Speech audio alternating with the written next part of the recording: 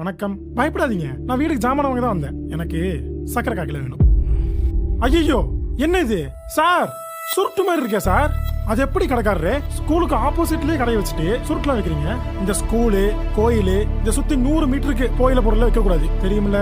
பாமரை எனக்கு தெரியுது, பங்காளி உங்களுக்கு தெரியாம போச்சு அப்படின்னு நாக்க புடுங்குற மாதிரி கேளுங்க சார். சார், ஸ்கூலுக்கு ஆப்போசிட்ல கடையை வச்சுக்கிட்டு டொபாக்கோ ப்ராடக்ட்லாம் சேல் பண்றீங்க சார். இத விக்கிறது ஸ்கூல் பசங்களுக்காக இல்ல சார். இந்த நாட்டு கார்த்திகை, மாட்டு பொங்கல் இந்த மாதிரி ஃபங்க்ஷனுக்கும் அப்புறம் செத்தவங்களுக்கு படைக்கிறதுக்காகவும் விக்கிறது சார். செத்தவங்களுக்கு கோட்டர் கூட தான் வச்சு படிக்கிறாங்க.